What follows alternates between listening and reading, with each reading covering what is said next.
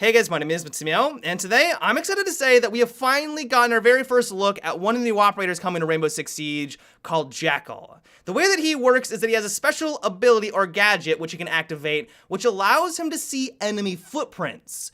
I will fully admit that I did not see this guy coming whatsoever. I had a couple of theories and ideas of what Ubisoft might be creating for this upcoming DLC, but the Jackal was definitely not one of them. What it sounds like is that his entire kit revolves around the idea of trying to find enemy roamers without using your drone and then swiftly taking them out. When you drone an enemy roamer, usually they're gonna move, and while it's really important to drone, I'm not trying to de-emphasize that, a lot of the times if you're trying to find that sneaky flanker, they're just gonna run away as soon as they get droned out, and you're not gonna know exactly where they are. But with his kit, if you just activate his sensor, you can then potentially see that the footsteps make their way into a cubby or make their way into like a small little room, and you're gonna know that they're in there. If no footsteps are leaving that door, you know that someone's inside there waiting to probably try to flank you, and then you can pull the fast one on them and hopefully take them down that way.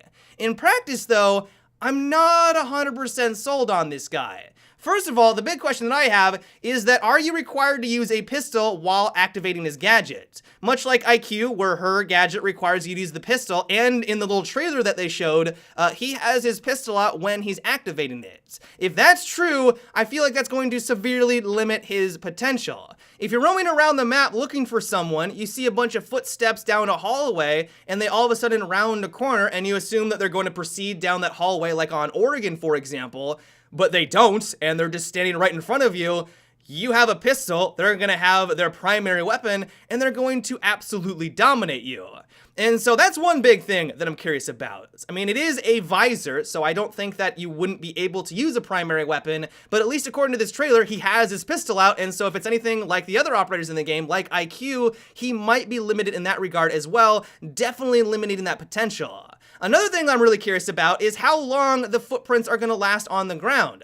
If they last for an extended period of time, it just might simply be confusing to know where the hell the enemy ended up. If they're zigzagging, if they're running all over the place, if they're walking backwards to try to juke you out or something like that, it's going to be hard to tell what the hell is going on in a room, and it may only be useful in some situations where you know someone has really gone out and flanked on the opposite building on canals, for example. It's really hard to tell. And so I'm definitely intrigued by this guy. Don't get me wrong, I know I'm being a bit cynical here, but I like the idea of having someone who is entirely designed around the idea of finding roamers. Now that ranked has been dropped from 4 minutes down to 3, you really need to be moving on the offensive team, and you don't have a lot of time to seek out these roamers. If you take the majority of your match just trying to find them and take them down so that they don't flank you while you're pushing on the objective, you're not going to have a lot of opportunities to capture that objective for your team.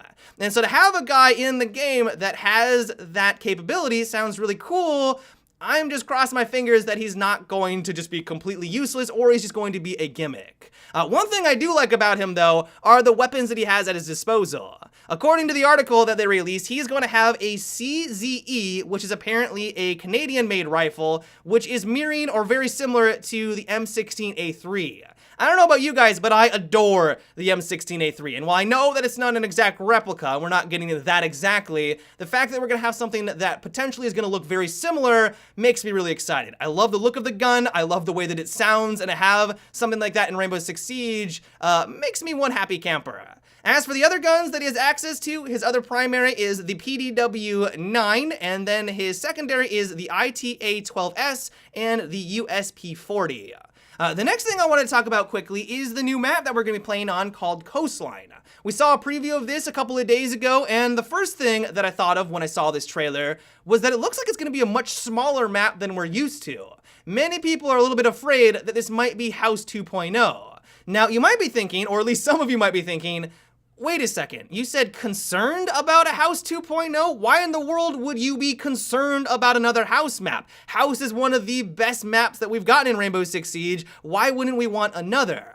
Well, I, like you, when Rainbow Six Siege first released, adored that map. It was one of my favorites every single time that we played on it. I screeched with joy because I loved the combat. It was fast-paced, it was intense, it was incredible. But now that I've had a chance to, of course, play the game for the last year, I've slowly started to realize that it is heavily offensive-oriented. Because the map is so small, there's just not a lot of places for the defenders to hide or flank around. When things start to pop off, even if you just want to move and change directions, you're probably going to be in 20 different lines of sight of the enemy, and they're going to be able to take you down no problem whatsoever. This is the reason why I think in the ESL, they've banned this map entirely from the rotation. It just does not work in the professional scene because it is that heavily favored for the offensive team.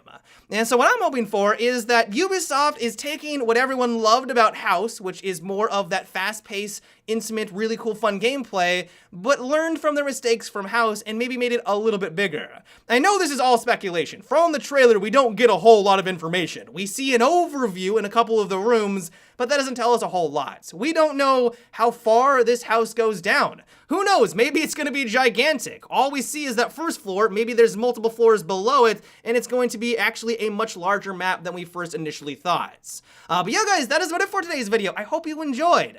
Let me know what you thought about what we discussed today. Do you like the idea of Jackal? Are you really excited to get your hands on the new Coastline map? Let me know down below. But yeah, guys, until tomorrow, have a good one, and take it easy.